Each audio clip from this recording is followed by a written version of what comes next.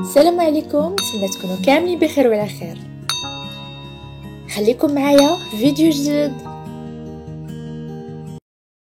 Donc aujourd'hui notre sujet c'est la norme ISO 22000 version 2018 et j'ai essayé de marquer quelques différences par rapport à l'ancienne version, la norme ISO 22000 version 2005.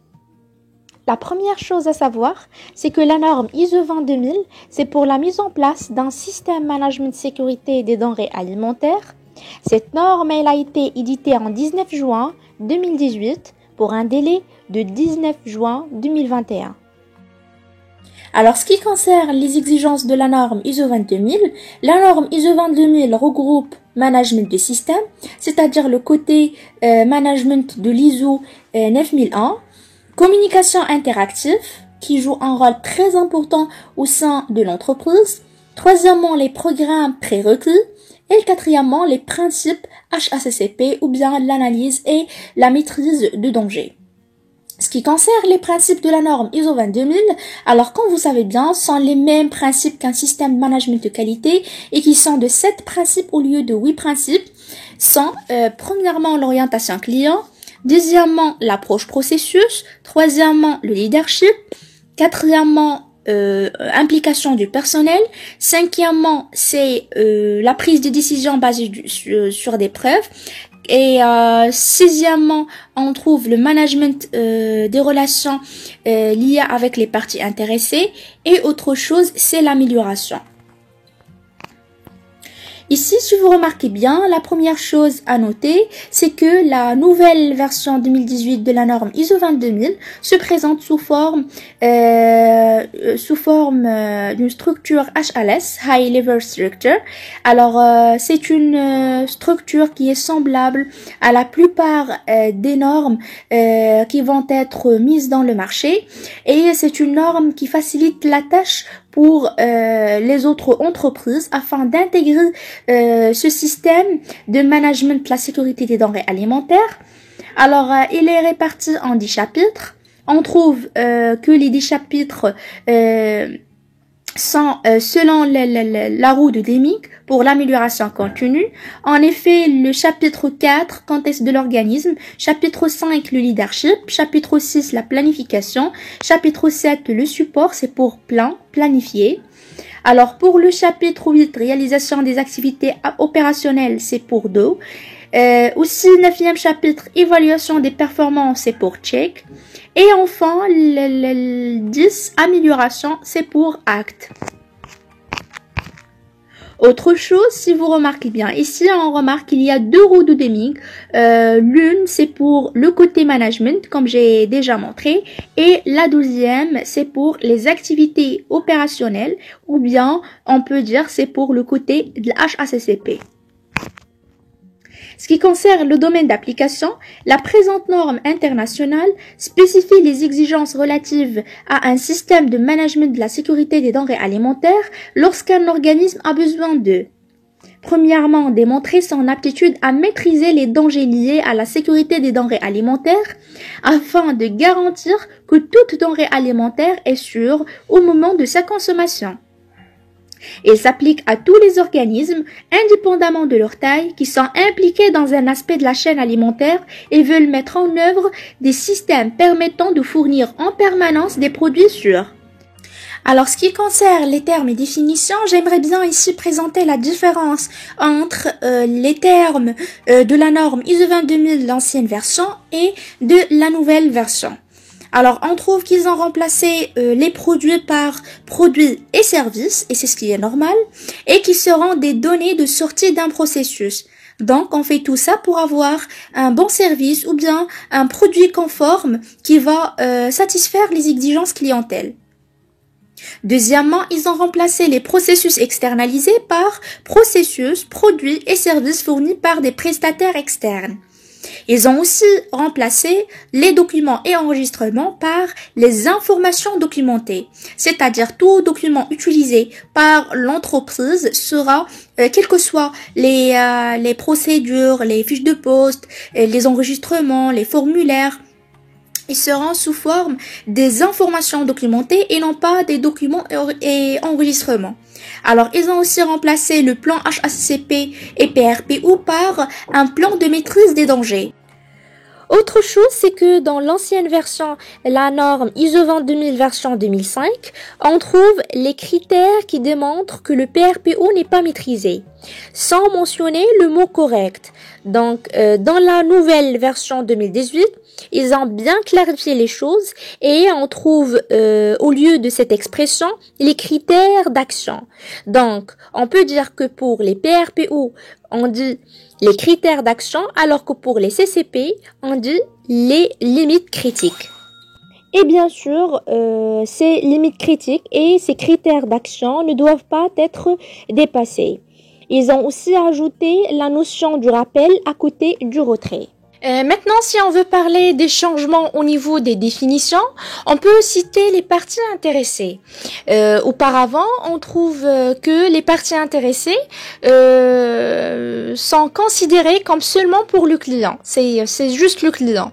Alors que c'est pas juste. On trouve le client, on trouve les prestataires, on trouve les actionnaires et autres parties intéressées.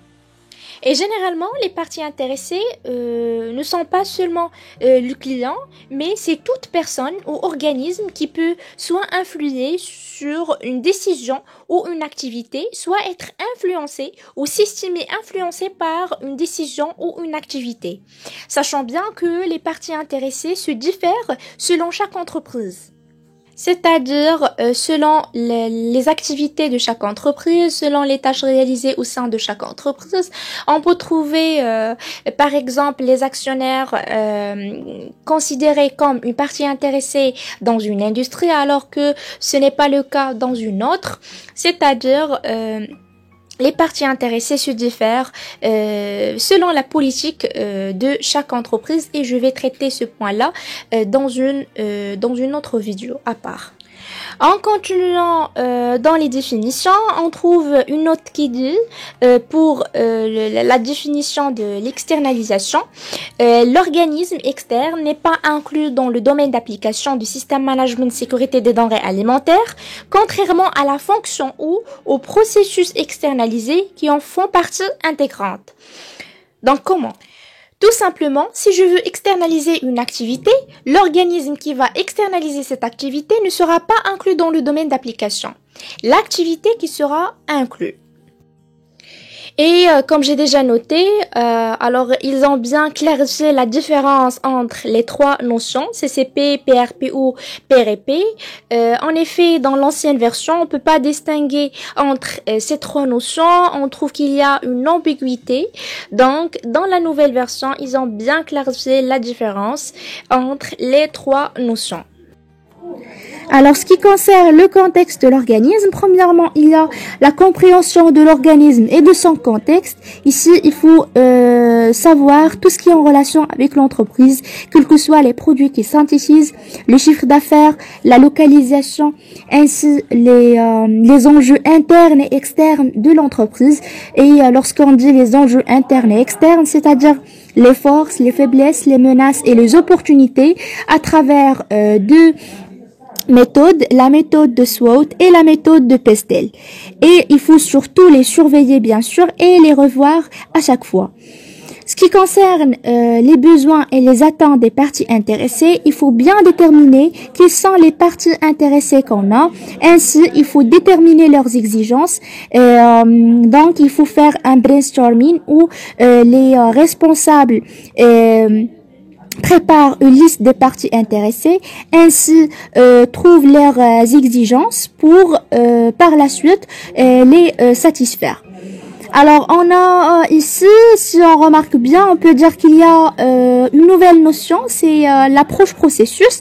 Il y a une grande relation entre le sous-chapitre 4.1 et le sous-chapitre 4.2 et cette relation se traduit par l'approche processus. En effet, si je détermine les enjeux internes et externes de l'entreprise ainsi les exigences des parties intéressées, je peux avoir ou bien je peux conclure les objectifs stratégiques annuels qui seront par la suite reformulés par la direction et le responsable de qualité dans une politique qualité. Et ces objectifs stratégiques annuels seront divisés sous forme des objectifs opérationnels selon chaque processus, pour avoir des actions face aux risques et opportunités, et tout ça enfin pour le but d'amélioration. Alors, troisièmement, on a la détermination de périmètre d'application, et ici il faut signer trois choses. Alors, premièrement, les produits et les services qu'on a. Deuxièmement, les activités ou bien les étapes qu'on a pour avoir ce produit-là ou bien pour avoir ce service. Et par la suite, il faut déterminer les sites ou le site qu'on a, c'est-à-dire est-ce qu'il y a seulement un site au niveau, par exemple, à Casablanca, ou bien il y a deux sites à Casablanca et à Agadir, etc.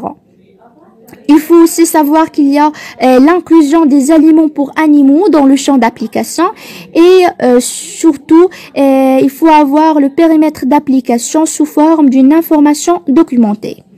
Quatrièmement, le système de management de la sécurité des denrées alimentaires, et il faut définir les processus, il faut déterminer le pilote de ce processus, qui va piloter ce processus, quels sont les objectifs, quels sont les éléments ou bien les données d'entrée et les données de sortie, quels sont les indicateurs de performance. Et il faut essayer de bien comprendre chaque processus, et aussi de bien comprendre les interactions entre eux. Et comme toujours, il faut tenir à jour les informations documentées. Donc maintenant, on a chapitre 5, leadership.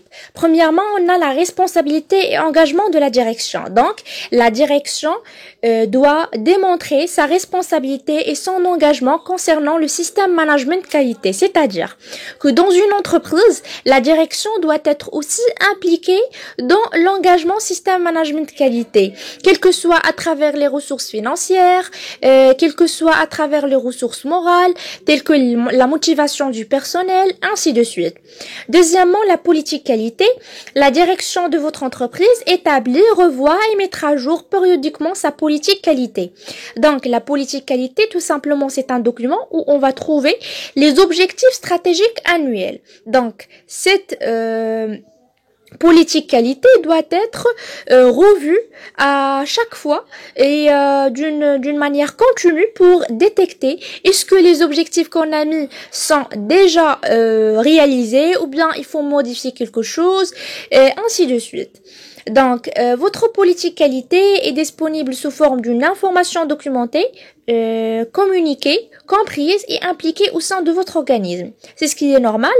Donc, la politique qualité doit être bien communiquée et comprise par tout le personnel, dès l'agent de sécurité vers le directeur général. وحتى هنا غتكون سالات لا فيديو ديال اليوم.